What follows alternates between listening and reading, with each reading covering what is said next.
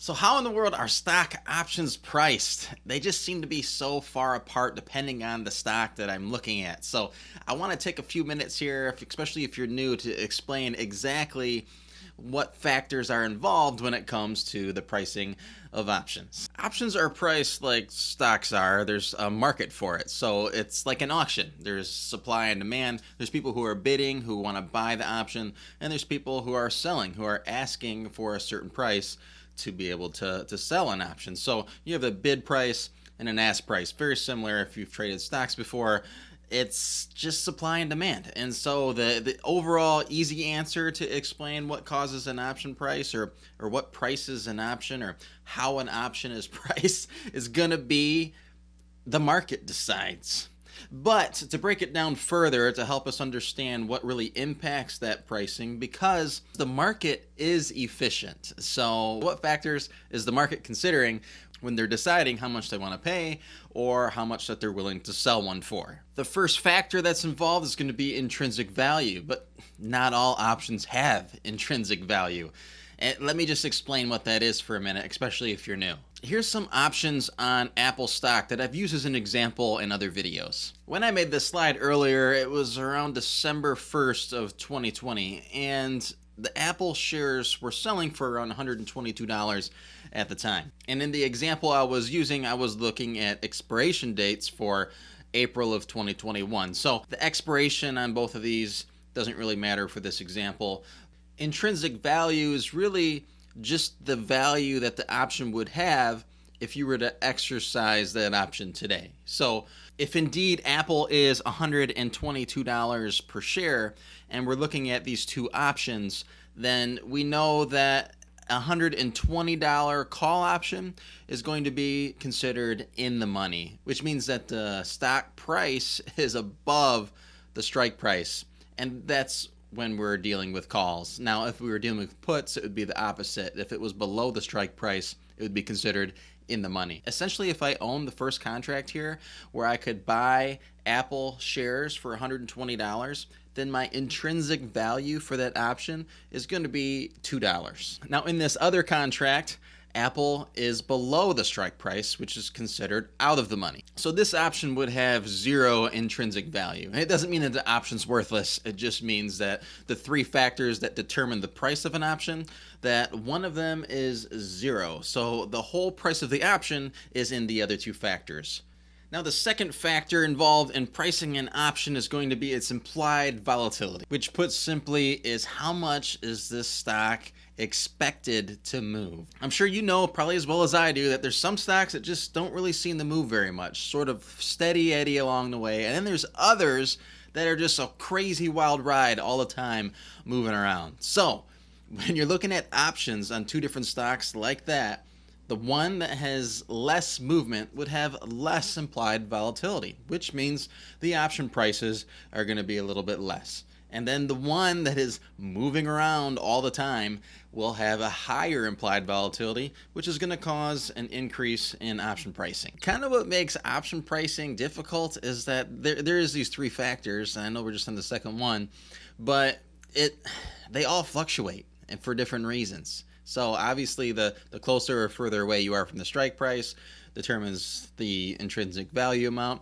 And even when it doesn't have any intrinsic value, if it's closer to the strike price, it's going to be worth more because of the possibility of intrinsic value. Now, implied volatility will fluctuate as well, especially if there's some sort of news that comes out, or even when there's earnings, for example. Now that's scheduled and we know when earnings is going to be, so we know that for a certain options contract that the implied volatility is going to be higher than maybe one that's a month or a few weeks before the earnings announcement. So implied volatility will be different. Now, the final thing before we get into just a couple of examples is going to be the time element. Now, the longer that the expiration date is away, the more expensive it's going to be. There's just more opportunity for the underlying security to move in your direction. Let's take a couple minutes and maybe just look at two examples. Let's look at a couple stocks that we know maybe one has more volatility, like Tesla, and then we can look at another one that has usually less volatility, kind of like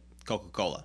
we're going to look at these examples on the Thinkorswim platform. Now, I really like this platform. I've used it a lot in the past, and it has a section on there called On Demand. So I get to go on sort of like a time machine and say at what date I want to look at live pricing. So right now I have it set up to be looking at December 1st of 2020 and around noon or so, and then we'll go in and kind of look at the pricing of both Tesla shares as well as Coca-Cola shares.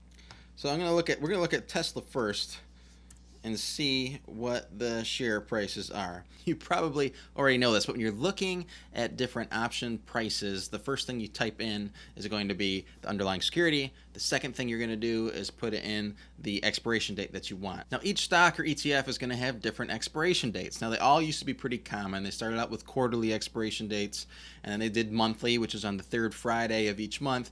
And then they started getting into weekly, and there's even some that do several times a week, like the SPY ETF has it Monday, Wednesday, Friday now, and it's just changing all the time. So you're going to go in here and see that some stocks have weekly options and some won't. So as we look at Tesla, right now it's trading for about $582 and some change, and it's fluctuating because this is live, or at least it's scheduled live during December 1st around 12:50 in the afternoon. If we look at the different expiration dates to find an options contract to look at, we're going to see that December 4th is 3 days away from December 1st, which is the live time during this example. With only 3 days left, we know there's really, not a lot of time.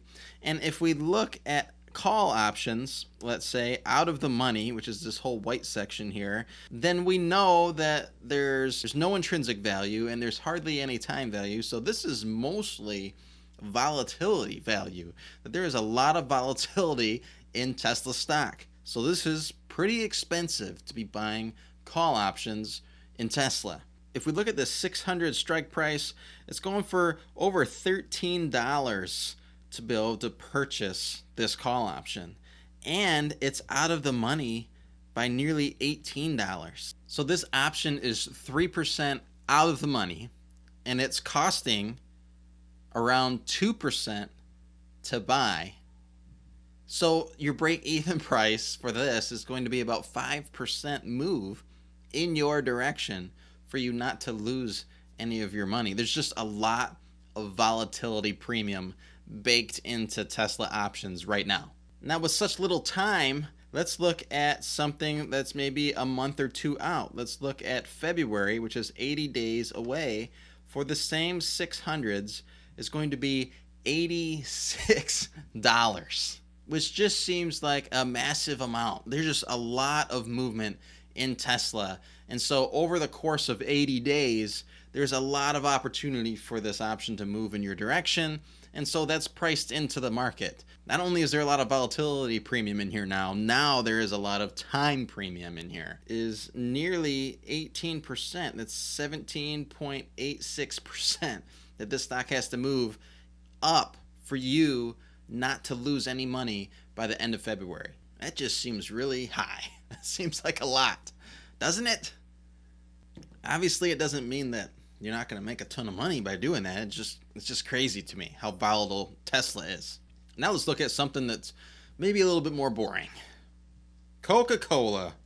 Good old Coca-Cola also has options in December.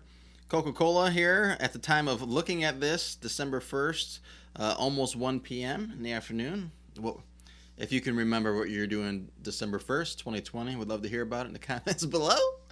$52 a share, much more affordable. Let's look at the December options. Now, at $52 a share, if we look at the next strike price is $52.50. Now, this is only 25 cents a share. That's because there's no intrinsic value. Again, there's very little time value. So this is just volatility value in here because there's only 3 days left. So if we were to look down to February even, $2. Now that's quite a bit more money. It is 80 days. So the stock has to move $2.50 by the end of February. So for us to make money in Coca-Cola on this call option, the stock has to move 4.8% in our favor. Now that's just the two extremes really showing us how options are priced, it's based off of this implied volatility, the time premium, and intrinsic value. But these are two big examples of ones that are lower volatility and higher volatility, how much it's going to actually cost you to buy and what needs to happen for you to profit if you were to be a buyer of these options. You guys know what to do at this point in the video. You can click on my face over there and subscribe if you haven't. Also, I have another video I think you might like, especially if you like this one. Like, not only hit the thumbs up on it, but check out the other video I made on options trading in general. I've got a lot in that one. It's a longer video, but I have the chapters broken down. So anyways, appreciate you making it to the end here, and see you next time.